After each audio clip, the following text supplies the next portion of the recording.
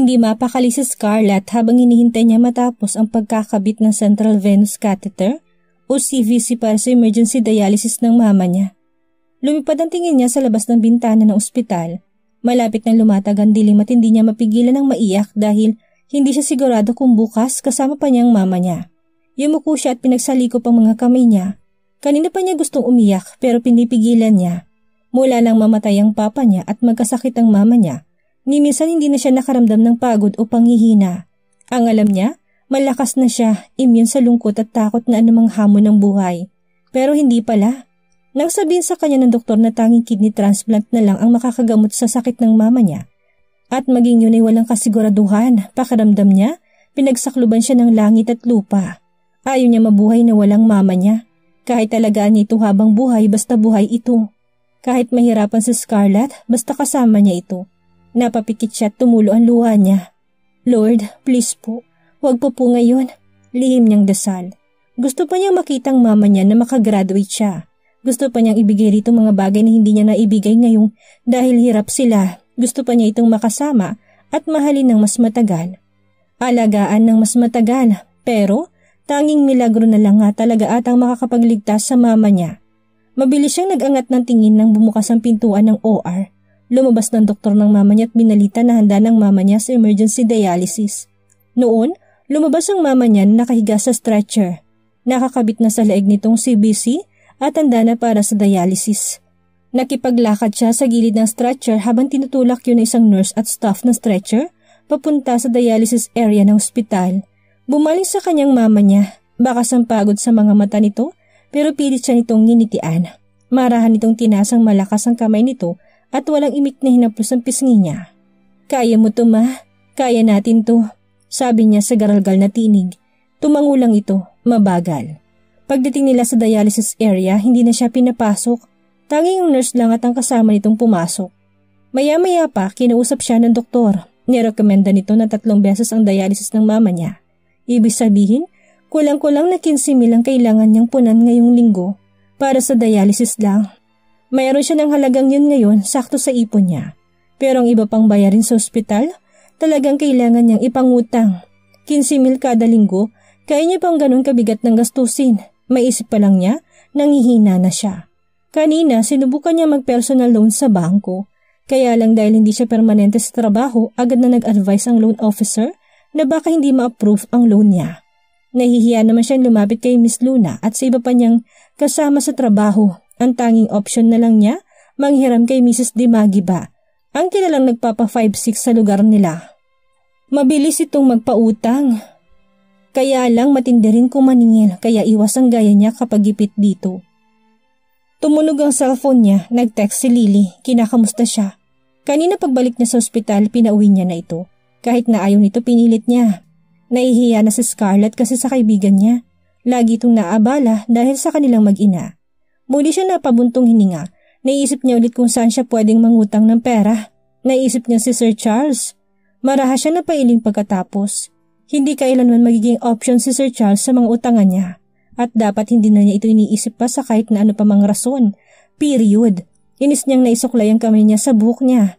Kung saan-saan naman napupuntang isip niya, ang kailangan niya, solusyon sa problema niya, hindi ang kung ano pa mang kalandian. Kung sumida siyang nag-type ng reply sa cellphone niya, pinatanong niya kay Lily kung nasa bahay ba nito si Mrs. Dimagiba bukas. Makalipas ang 15 minutos, nag-reply si Lily. Nasa bahay lang daw nito si Mrs. Dimagiba bukas at hindi aalis. Humugot siya ng malalim na hininga. Bukas na bukas din pagkatapos niyang dumaan sa opisina para makapag-file siya ng leave, pupuntahan niya si Mrs. Dimagiba. Halos wala sa sarili si Scarlett habang sakay siya ng lift, papunta sa HR department upang mag-file na extension ng leave niya.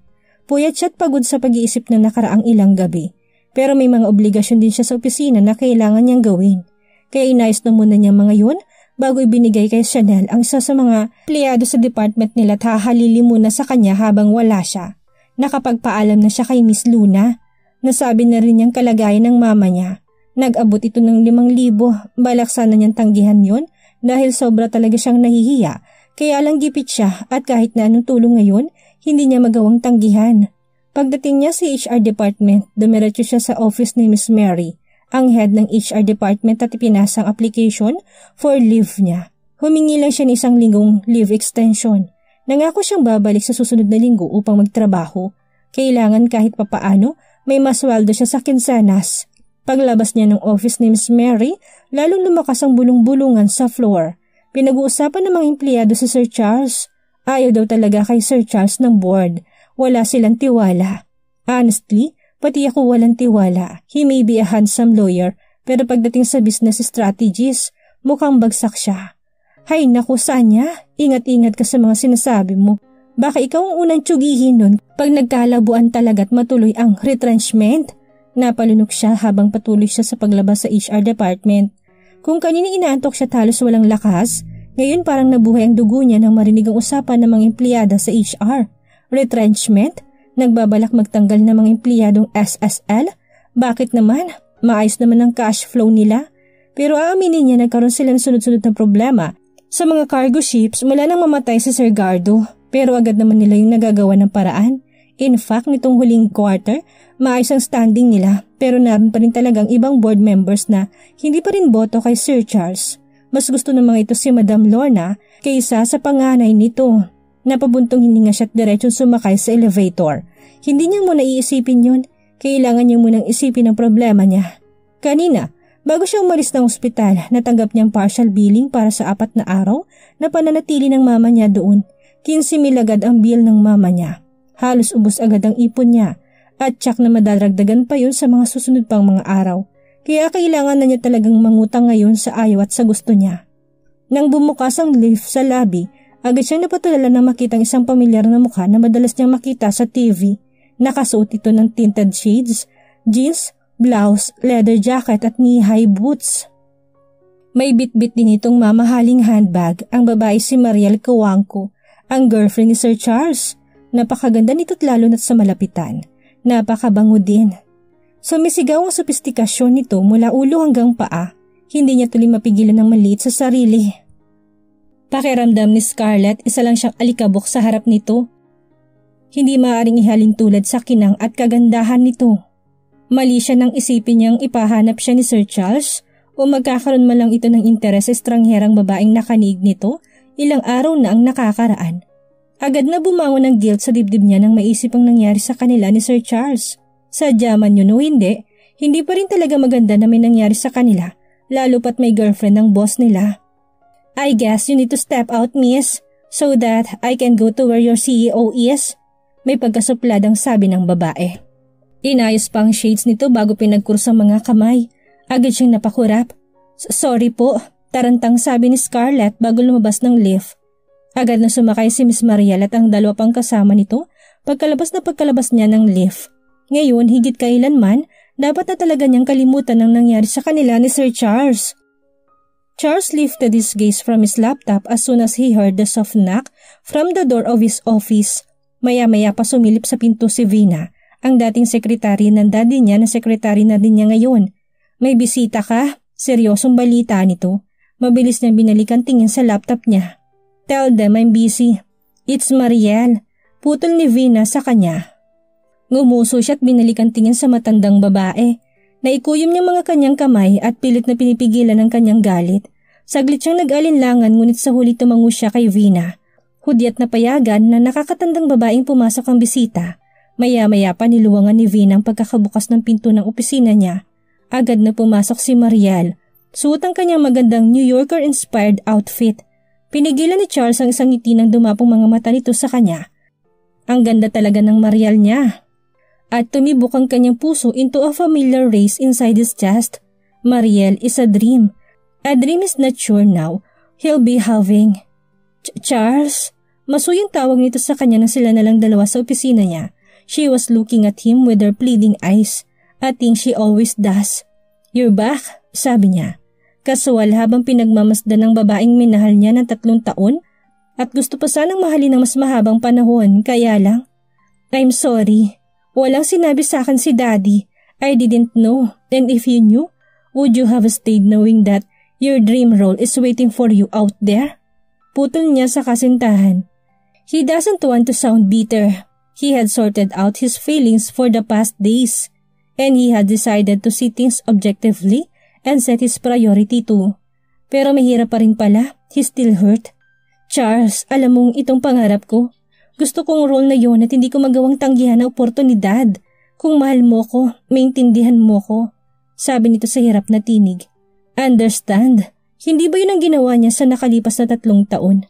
Tumayo na si Charles sa swivel chair niya at marahang lumapit kay Mariel.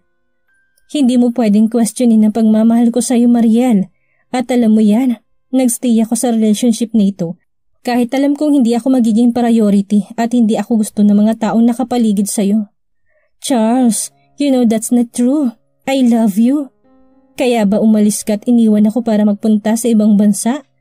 Nakita niyang kinagat nitong ibabang labi. Ni isang tawag o text man lang, Mariel. You just went ahead and ditched me the last minute. Iniwan mo ko sa dilim na wala man lang pakialam sa nararamdaman ko. Nalungkot ang magandang mukha nito, lalong lumapit sa kanya. Okay, mali ako. Pangako hindi ko na uulitin yon. Please, just let this go. I should have not come home this early, pero hindi mo sinasagot ang tawag ko. I've been worried sick. Just please, forgive me just this once. Nito bago inabot ang kamay niya at tumitig sa kanya. Tiningnan niya magandang kayumangging mata ni Mariel at marahang pinisil ang kamay nito. Kaya kitang patawarin pero sa tingin ko hindi na tayo maaaring magpatuloy na maging ganito sa hinaharap. I'm sorry, Mariel. I'm breaking up with you. Samantala, 10 araw na sa ospital ang mama ni Scarlett, subalit pahina ito ng pahina. Kahit na sinasabi ng doktor na nasa maayos ang lagay na ito, dahil na rin sa tulong ng dialysis hindi siya kumbinsido. Pakiramdam niya mahina na talagang mama niya, lalo pat natatakot siya sa mga darating na araw para sa ina. Nakalahati na niyang inutang niyang 50,000 kay Mrs. Demagiba at sa mga susunod na araw sigurado siyang mauubos na yon. Halos hindi na niya alam kung saan pa kukunin ang mga gagastusin sa mga susunod na araw. Lalo pat sinabi ng doktor sa malaot madali, kailangan na ikabit ang fistula ng mama niya para sa permanent dialysis. Ayaw na nga niyang isipin ang gastos. Ang dasal lang niya talaga, mailabas niya ng buhay sa ospital ang mama niya. Anak, mahinang tawag sa kanya ng mama niya. Agad siyang upo sa tabi ng hospital bed nito at hinawakan ng malakas ang kamay. Mahinang ngumiti ang mama niya at tumitig sa kanya. Ganda mo. Bulong nito, pinilit niyang ngumiti. Siyempre mama, anak mo ko eh. Maya-maya pa nangilid ng luha nito. Sorry, ganito. Pilit niyang nilunok ang bikig sa kanyang lalamunan at pinunasan ng luha ng mama niya. Hindi kayo dapat mag-sorry ma, anak mo ko. Gagawin ko lahat para sa'yo. Muling umiyak ang mama niya at dahil hindi na rin niya napigilan ng maluha, niyakap na niya ito. Ilang sandali rin silang natiling magkayakap na mag-ina. Nang kumalma silang dalawa, bahagya siyang bumitaw dito. Ang mama naman niyang nagpunas ng luha niya. Lalong bumigat ang dibdib ni Scarlett. Tuloy ka lang, ha? Anang mama niya, matamang nakatitig sa kanya. Mahal na mahal kita. Mangiyak-ngiyak siyang tumango at hinawakan ang kamay ng mama niya na nakasapu sa pisngi niya.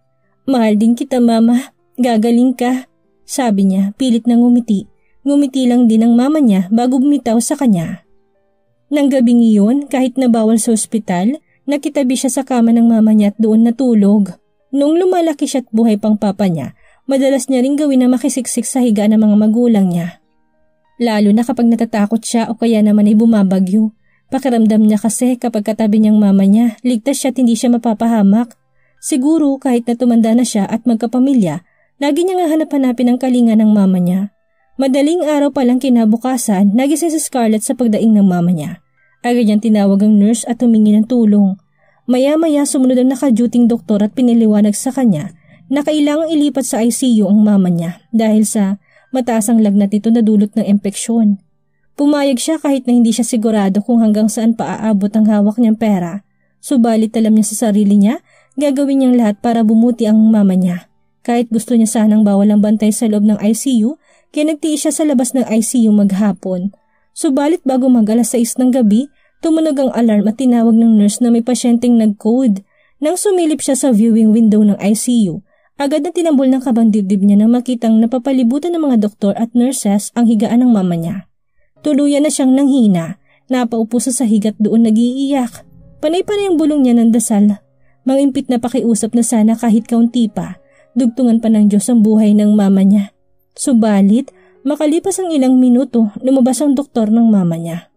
Tinulungan siya nitong iupo sa waiting bench at inalo. Maya-maya pa'y nagsalita ito. Na-cardiac arrest ang nanay mo dahil sa sepsis shock. I'm so sorry, hindi siya nakarating. Tulala sa Scarlett habang nakatingin sa ataul na ngayon ay nasa salas ng bahay nila. Kung paano niya nagawang itawid ang kahapon na unang araw ng lamin ng mama niya, hindi niya alam. Siguro, kung wala si Lilith walang iba pa nilang kapitbahay na tumulong sa kanya, hindi niya alam kung kaya niya pang tumayo ngayon. Masyadong malungkot, palihim na nadudurog.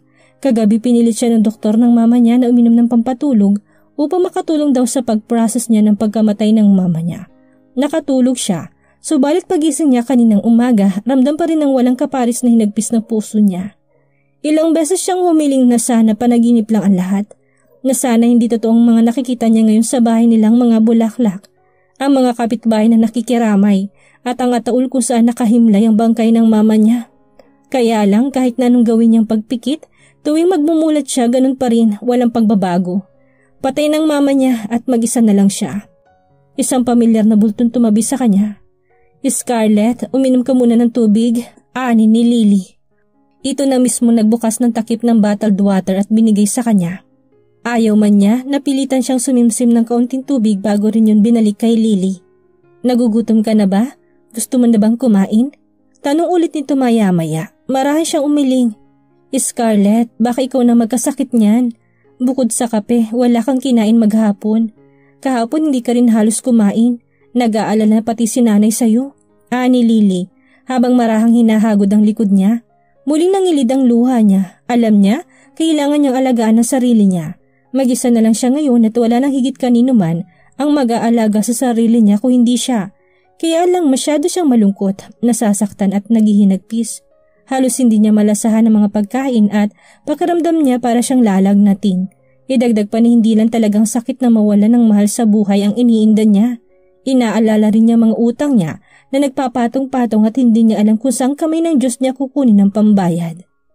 May balance pa siya sa ospital, buti na lang at tinanggap ng ospital ang promissory note niya at nai-release ang bangkay ng mama niya.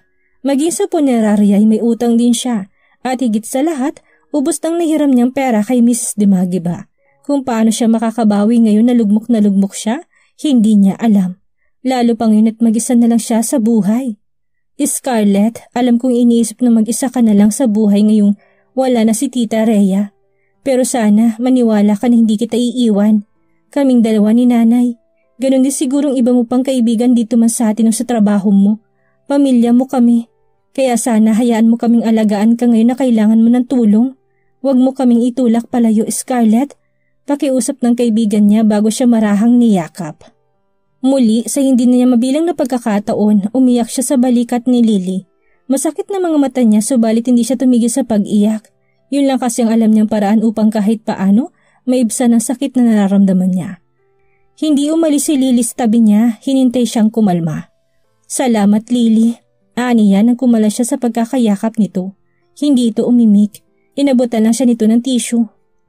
Naalala mo ba nung ako naman ang nangailangan ng rasback dahil ayaw akong pakawalan ng lintik na si Mike? Ikaw lang sa mga kaibigan natin ang naglakas loob na kunin ako doon sa impyernong bahay nila. Hindi ko makakalimutan yun, Scarlett. Kaya ngayon ikaw naman ang nangangailangan. Hindi rin kita iiwan. Pahayag ni Lily. Bahagya pang umiti sa kanya. Tumangu-tango siya kahit papaano gumaan ang pakiramdam niya. Uli lamang siya ngayon, may kaibigan naman siyang gaya ni Lily na pamilyang turing sa kanya. Nang muli siya nitong ayain upang kumain, pinagbigyan niya ito. Nagdala ito ng pagkain na luto ng nanay nito. Para sa kanya, wala pa ring lasang pagkain pero pinilit niyang kumain. Ramdam na rin kasi ni Scarlett ang panghihina ng katawan niya. Aabutin pa ng ilang araw ang lamay. Kailangan niya ng lakas para maihatid niya sa huling hantungan ng mama niya. Sandali siyang iniwan ni Lily sa kusina upang humalili sa kanya sa pagbabantay sa sala. Kaya lang pagkalipas ng ilang minuto, binalikan siya nito. Scarlett, may mga bisita ka? Nito. Agad siyang tumayo sa hapag at lumabas sa sala. Noon niya nakita ang bulto ni Miss Luna at ni Chanel na bumubungad sa pinto. Lalong nangilid ang luha niya. Hindi niya akalain na dadalaw ni isa sa mga kasamahan niya sa trabaho. Lalo na mismo si Miss Luna. Alam niyang abala ito sa opisina. pero naroon ito tanda na siyang damayan sa pagluluksa niya. Tipid nang umiti si Miss Luna bago naglakad palapit sa kanya. Walang sabi-sabi siya nitong niyakap. I'm sorry for your loss, Scarlett. Please know that you are never alone. We are here to help you as much as we can. Muling tumulong luha niya, ramdam niya sinseridad ni Miss Luna. Maya-maya pa, inaya siya nitong umupo. Nagabot ito ng sobrang naglalaman ng abuloy. Nagpasdahat daw ang mga kasamahan niya sa trabaho, pati ang ibang department, ganun din ang ginawa. Pati ang mga executives, nagbigay din. At para siyang nabunutan ng tinik sa dibdib na matantong sapat ang halagang galing sa mga kakilala niya sa SSL upang bayaran ng mga gastusin para sa pagpapalibing ng mama niya. Salamat po, ma'am. Mangiyak-ngiyak na sabi niya sa boss niya. Ngumiti lang ulit si Miss Luna at marahang hinagod ang likod niya. You are an efficient employee, Scarlett, at para na rin kitang nakababatang kapatid. I want this opportunity to help you. Sandali pa silang nag-usap ng boss niya bago ito nagmamadaling nilapitan ni Chanel na noon ay nakaupo malayo sa kanila. Nang ipinakita ni Chanel ditong cellphone nito, nagmamadaling tumayo si Miss Luna. I'm sorry, Scarlett. I really need to go. Kailangan namin bumalik sa opisina ni Chanel para sa emergency meeting. Ani ni Miss Luna. Matapos siya nitong yakapin ulit at magpaalam, pinanood ni Scarlett ang paglabas nito sa bahay nila kasama si Chanel. Niyuko niyang hawak niyang sobre. Tama nga si Lily, may mga karami siya. Meron pang mga taong nagmamahal sa kanya at hindi siya iiwang mag-isa. Gumaan ang pakiramdam ni Scarlett sa naisip. Bahagya siyang napangiti. Maya-maya pa, nag-aalalang lumapit si Lily sa kanya. Hawak nitong cellphone nito at tarantang ipinakita sa kanya. Nakalive doon ang flash report. Nasusunog sa laot ang isang cargo vessel ng SSL. Pinagmasdan ni Charles ang kanyang ina na balisan tumatakbo sa kanyang opisina sa SSL. Alas 7 ng gabi at ang totoo, kahit nasanay na siyang gumugol ng walang tiyak na oras sa courtroom, naramdaman ng kanyang katawan ng pagkapagod. Or should you say, ang hirap ng mga nakaraang linggo. Ordinaryong araw lang dapat yun kung hindi dahil sa aksidente yun sa isa nilang cargo ship. At kahit hinihintay pa niyang pagbabalik ng mga tauhan niya sa SSL for an emergency meeting, alam na niya agad na malaking halagang mawawala sa kanila dahil sa aksidente. Ang barko'y nagdadala ng mga produkto mula sa kanilang pinakamalaking kliyente. At bagamat noon pa man sila nag-practice ng pag-insure ng mga kalakal na ipinagkatiwala sa kanila, gayon pa man, the accident will cost them much in paying for the damages and penalties, as if the pulling out of investment of Mr. Smith, one of their biggest investors, was not enough for him to handle. The move shook their financial stability at ang ilan sa mga miyembro ng board ay nakikipag-rally laban sa kanya ng harapan. Another blow to his position. Shit! Lagi kami nag-iingat, tiniyak ng aming mga protocol ng lahat ng mga barko'y ligtas sa aksidente. How in the world did this happen? At bakit ngayon pa nawala ang daddy niyo? Ang hinaing ng kanyang inang kinakabahang tinakpan ng kanyang kamay ang kanyang bibig. Ilang segundo pa nakita niya nanginginig ang mga balikat ng kanyang inang nagsimulang humikbi. Napamura siya nang sumikip ang dibdib niya. Nasasaktan siya makitang ganito ang kanyang ina. Pinilit niyang tumayo sa kinaupuan niya at naglakad patungo sa umiiyak niyang ina. Hinila niya ito sa dibdib at niyakap ng mahigpit. Sinusubukang pakalmahin ito sa sarili niyang paraan. Ito ang dahilan kung bakit ayaw niya ang kanyang ina ang mag-isa sa SSL. Mabutit mabait ang kanyang ina, ngunit napakadamdamin pa rin. At ang ilan sa mga miyembro ng board ay ang sip-sip lang na pera na wala pakialam sa emosyon ng tao. Ang lahat ng mga board member ay habol lamang ng kanilang mga investments.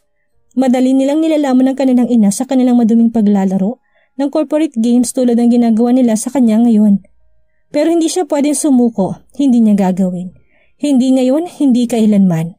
Gumawa siya ng paninindigan para sa kanyang pamilya, sa kanilang SSL at ipaalam niya yun sa board. Maya-maya pa, bumukas ang pinto ng opisina niya, bulto ni Vinang nalingunan niya. All the department heads are now waiting for you in the boardroom. Pagbabalita nito, formal. Subalit baka sa mukha nitong pag-aalala lalo nang makita ang lagay ng mami niya. Vina has been his father's secretary for years. Her loyalty was never in question because they consider her as a family. Lumapit si Vina sa kanilang magina at nag-abot ng tissue. Kinuha nitong tissue box at binigay sa mami niya. He felt his mother shifted in his arms. Bumitaw ito sa kanya at nagpunas ng luha. Maya-maya pa tumayo ito ng tuwid at tumingin sa kanya. Tatawagin ko mga kapatid mo. Haharapin natin ito bilang pamilya tulad ng dati. Ngumiti ito sa kanya bago nagsimulang tumipa sa cellphone nito. Lihim siyang napangiti Ang kanyang inay maaring likas na malambot, ngunit alam niya kung kailan siya lalaban. Tahimik niyang hinihiling na maging ganun ang kanyang magiging asawa. Sa loob-loob ni Charles ay ngumisi siya. Future wife. Mabilis niyang inalis ang iniisip na otomatiko silang nagpunta kay Mariel. Napakurapsyat na ikuyom ang kanyang mga kamao habang pamilyar na sakit ay tumaas sa kanyang dibdib. Sobra para sa kanyang perpektong plano sa buhay. Umiling siya sa naisip, hindi niya kailangan yun ngayon. Huminga siya ng malalim at nagsimulang maglakad patungo sa pinto. Wala nang distractions, no more wallowing. May pinapatakbo siyang kumpanya. Malungkot na niligpit ni Scarlett ang mga gamit ng mama niya sa kwarto nito. Halos 1 linggo na rin ang lumipas ng mailibing niyang mama niya. At kahit na anong pilit niya, hindi niya magawang pilitin ang sarili niyang pumasok sa trabaho o kahit man lang sa eskwela. Si Miss Luna mismo nagsabi na hindi niya kailangang pilitin ang sarili niya magtrabaho. That her mental health comes first. Pati sa eskwela nagpaalam din siya sa mga professors nila. Ganun din ang sinabi ng mga ito, magpahinga muna siya. Naging linyat din ang mga ito sa kanya at nagbigay ng mas mahabang palugit para sa mga test at requirements niya. Pati si Lily at Aling Nessie, ang nanay nito lagi ring nakaalalay sa kanya. Sa totoo lang, natatanggap niya mga tulong na kailangan niya at higit pa, ngayon na nagluluksa pa siya. Kaya lang mabigat pa rin ang dibdib niya at hindi niya alam kung hanggang kailan siya ganun. Alam niyang nangako siya sa mama niya na tuloy lang ang buhay niya kahit na anong mangyari, pero mahirap pala. Mahirap pala talagang mabuhay mag-isa.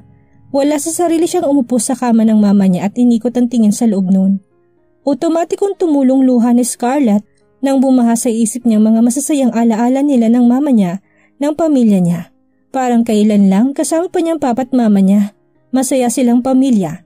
Buo pero ngayon siya na lang ang natirang mag-isa sa malungkot na bahay na yon. Muli, napuno ng mga tanong ang isip niya, mga tanong na kahit anong gawin niya, hindi niya kayang sagutin. Mga tanong na nasa Diyos lang ang sagot. Mabilis siya nagpunas ng luha nang makarinig siya ng katok sa pinto. Agad siya napatingin sa orasan sa dingding, 5:00 pa lang ng hapon. Kadalasan, 7:00 siya niyayaya ni Liling maghapunan. Kunot noo siyang naglakad patungo sa front door. Bahagya pa siyang napasinghap na mapagbuksan niyang pamilyar na bulto ni Mrs. Dimagiba. As usual, nakadamit ito ng pula at slacks na itim.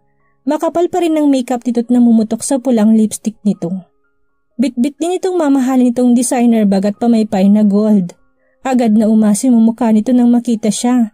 Tahimik nitong pinasadahan ang tingin ng kabuuan niya at hindi niya mapigilan ang mag-alala. Nagawa niya ng para namang utang niya sa ospital maging sa punerarya. Malaking tulong ang mga nakolekta niyang abuloy noong lamay. Pero ang utang niya kay Mrs. Dimagiba, bumalik ang mata ni Miss Dimagiba sa mukha niya. Kamusta ka? Walang emosyon sabi nito. Pabuka na sana ang bibig niya para sumagot kaya lang tinas nitong kamay nito. Huwag ka na sumagot. Itsura mo pa lang. Sigurado akong hindi ka okay. Bigla siya tuloy na conscious at tarantang inayos ang buhok niya. Tumikim ang ginang. Umiwas ang tingin at binuksan ang pamaypay nito.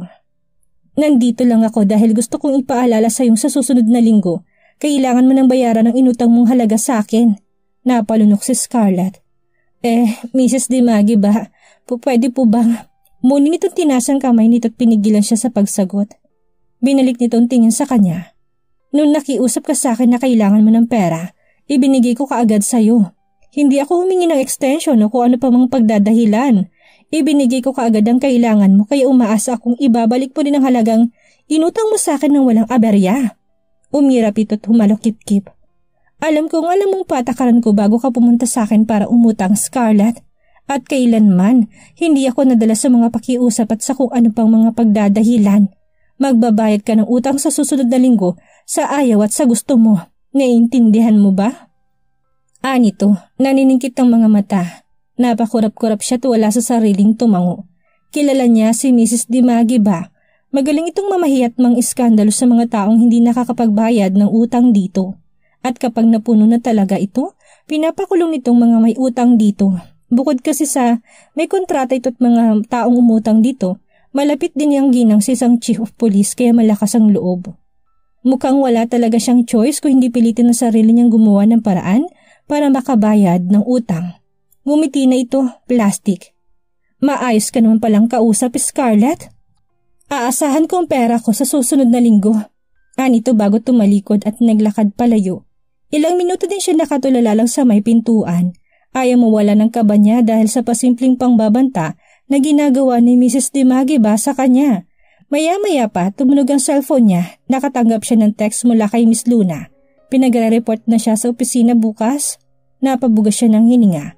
Mukhang kailangan na niya talagang kalimutan ang lungkot. Bukas na bukas din, magbabalik trabaho na siya. Anong buhay kayang naghihintay kay Scarlett ngayong wala ng kanyang ina? Magawa kayang panindigan ni Charles ang pakikipaghiwalay niya kay Marial? Yan ang ating aalamin sa susunod nating kabanata.